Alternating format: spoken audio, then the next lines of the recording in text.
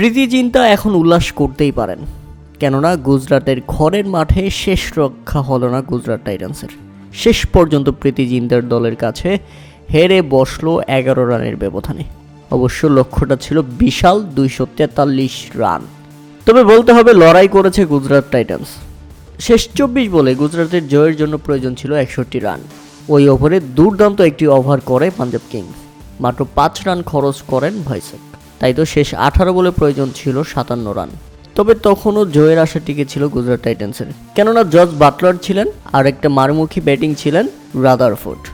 কিন্তু 18তম ওভারের শেষ বলে জস বাটলার বোল্ড হয়ে ফেরেন।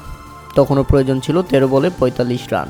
আর বাটলার আউট হলে মূলত ম্যাচটাকে ছিটকে পড়ে যায় গুজরাট টাইটান্স। শেষ 12 বলে প্রয়োজন ছিল তখন 45 রান। এমন সময় উইকেটে এসে রাহুল তুয়াতিয়া কিছুটা স্বপ্ন দেখাতে শুরু করেন, কিন্তু না।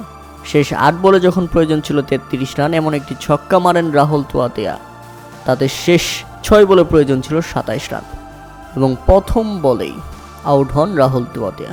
তাদের শেষ 5 বলে প্রয়োজন ছিল 27 রান।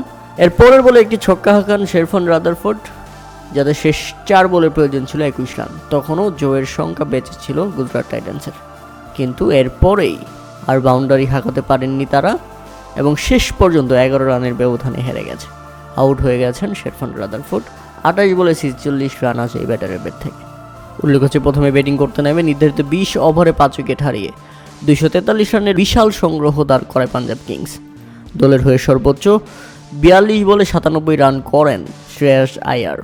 ক্যাপ্টেনের এই অসাধারণ নক, তবে দুর্ভাগ্যবশত মাত্র 3 রানের জন্য সেঞ্চুরি পাওয়া হয়নি তার। আর গুজরাটের হয়ে 41 বলে 74 রানের ইনিংস খেলেন সাই সুদর্শন।